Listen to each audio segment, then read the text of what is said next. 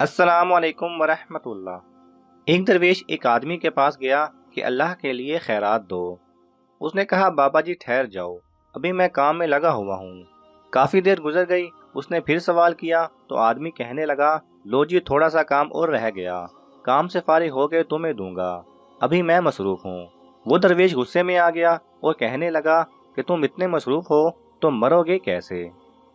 वो आदमी भी आगे से बोला, जैसे तू मरेगा।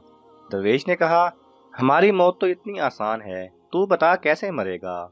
देखो मैं तो यूं मरूंगा। दरवेश ने एक चादर बिछाई, कलमा पढ़ा और मर गया।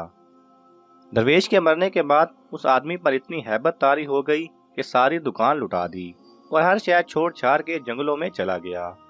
उस वक्त वो फरीदुद्दीन एक आम आदमी था।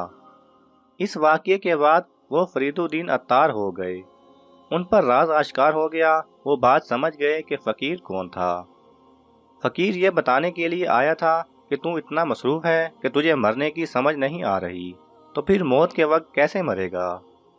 अगर आपको मौत के वक्त इज़राइल से थोड़ी सी मोहलत मिलने का इम्कान हो तो आप उसे भी ये कह दोगे कि ठहर जाओ, अभी 2-4 ख़तों के जवाब देने हैं, किसी के पास जाना है, आज तो फंक्शन है, शादी हो रही है, आज ज़रा चाबियाँ दे लूँ और अभी ज़रा वसीयतनामा लिख दूँ।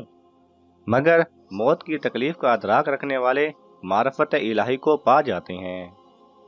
अल्लाह सुब्हानहू व तआला हम सब को अपनी मारिफत अता फरमाए, आमीन।